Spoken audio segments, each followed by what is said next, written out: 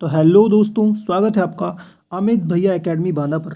आज ज़्यादा इंट्रोडक्शन नहीं दूंगा, ज़्यादा कुछ भी नहीं बताऊंगा।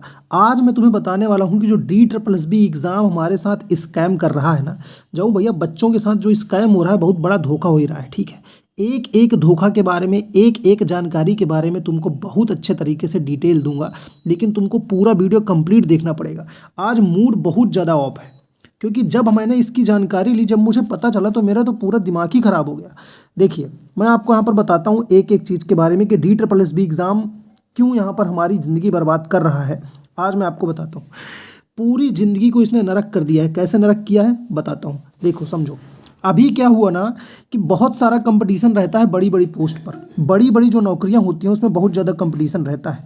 चाहे SSC CHSL की बात कर लो, चाहे CGL की बात कर लो, चाहे GD की बात कर लो, चाहे CPO की बात कर लो, इसमें बहुत ज़्यादा कंपटीशन रहता है।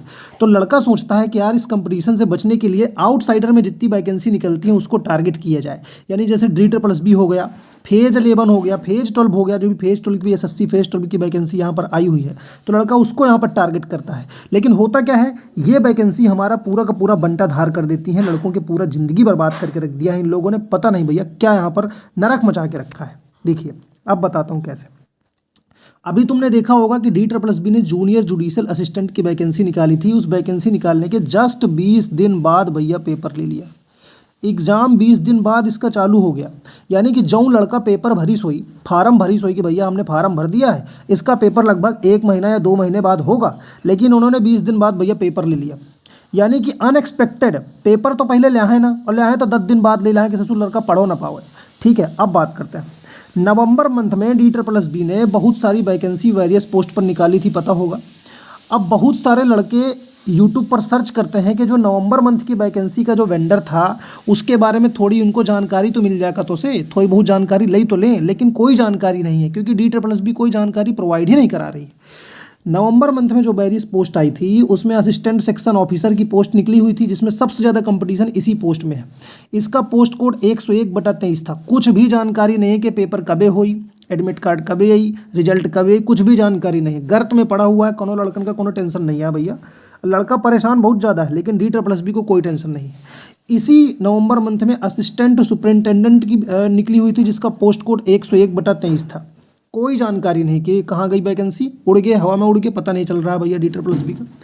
इसी में एक और वैकेंसी थी लैब अटेंडेंट की, जिसका पोस्ट कोड 101/23 था। कोई जानकारी नहीं है कि पोस्ट कोड तो भैया 101/23 है, लेकिन नौकरी कब होगी, कबे नौकरी हुई, कबे एग्ज़ाम हुई, कबे यही क्या डेट हुई, कोनो किसी का कोई भी जानकारी नहीं है भाई साहब। ठीक है, अब बात करते हैं आगे। आगे देख लो, अभी हाल ही में देखा होगा LDC junior assistant MTS steno grade 4 की बम्पर वैकेंसी निकली थी। लड़का बहुत खुश था कि भैया चलो कहीं ना कहीं से भैया साइड में अपना वैकेंसी हो जाएगी, नौकरी लग जाएगी, इसमें ज़्यादा कंपटीशन नहीं रहता है, फार्म भर देंगे और आराम से नौकरी लगेगी, तो अपना ज़िंदगी भैया काटेंगे।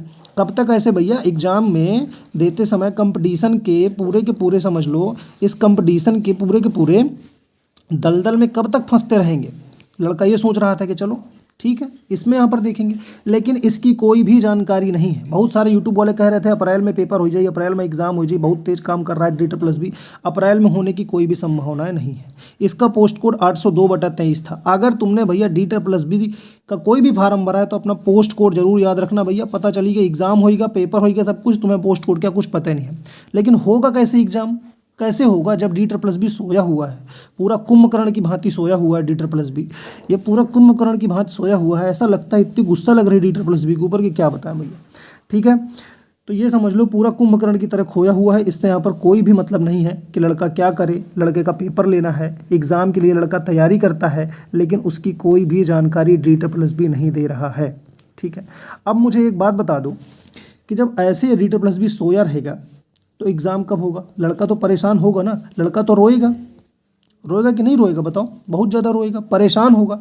और लड़का ये सोचता है कि चलो ठीक है, इस वैकेंसी में कंपटीशन नहीं रहता है तो किसी भी तरीके से इसमें नौकरी ले ली जाएगी। लेकिन हो हल्ला मचा के रख दिया पूरे यूट्यूब वालों ने, और इतना ज़्यादा कंपटीशन बढ़ा दिया कि इसमें भी भैया बहुत ज़्यादा कंपटीशन है। एक एक पोस्ट पर 200 लड़के का कंपटीशन है, एक एक पोस्ट पर। अब ये समझ लो कैसे होगा सिलेक्शन, कैसे लिया जाएगा सिलेक्शन। और सिलेक्शन लेना आसान तब होता है जब कोई भी संस्थान सही से काम करे, टाइम बताए, एक टाइम टेबल जारी करे, एक कैलेंडर जारी करे कि हमारा एग्ज़ाम इस टाइम पे होगा, हमारा रिजल्ट इस टाइम पर आएगा, हमारा एडमिट कार्ड इस टाइम पर आएगा, लेकिन कोई किसी को कोई भी पुख्ता जानकारी नहीं मिलती है और लड़का परेशान होता रहता है, उसकी एज निकलती रहती है और एज जैसे ही निकल जाएगी तो वैकेंसी के लिए अवेलेबल नहीं हो पाता है, वैकेंसी का फार्म फिर नहीं डाल पाता है, बुढ़ा जाता है लड़का, फिर शादी वादी हो ही नहीं पाती है, परेशान हो जाता है। तो DSSB एग्ज़ाम के बारे में अगर आप DSSB एग्ज़ाम को टारगेट करके ये सोचे हो कि भैया DSSB हमारी नौकरी लग जाएगी, तो भैया ऐसा है, बिस्तर बोरिया ले जा और जाके सो जावा। DSSB का कोई भरोसा नहीं है। पता चले आज तुमने फार्म डाला, कल तुम्हारा एग्ज़ाम हो जाए, अब पता चले तुमने कल फार्म डाला और 5 साल बाद एग्ज़ाम, 5 साल बाद, 10 साल बाद, ऐसा होता है DSSB के बारे में।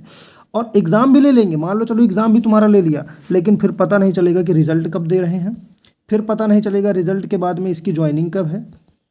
तो ये है पूरा का पूरा खेल इसका। इसलिए मैं तुम्हें सिर्फ और सिर्फ सलाह दूंगा कि तुम DSSB को टारगेट मत करो। टारगेट करना है तो किसी अच्छे एग्ज़ाम को करो, फिर जब DSSB अपना एग्ज़ाम लेगा तब अपना एग्ज़ाम तुम दे देना, बट टारगेट मत करो DSSB को। यूट्यूब पे बहुत सारी क्लासेस चलती हैं, DSSB math mock, DSSB Hindi mock test लगाइए, इसमें मत परेशान हो। अच्छे से किसी एग्ज़ाम के लिए टारगेट करो, फिर DSSB का एग्ज़ाम होगा तो फिर उसका आराम से दे देना। ठीक है, तो भैया थैंक यू सो मच।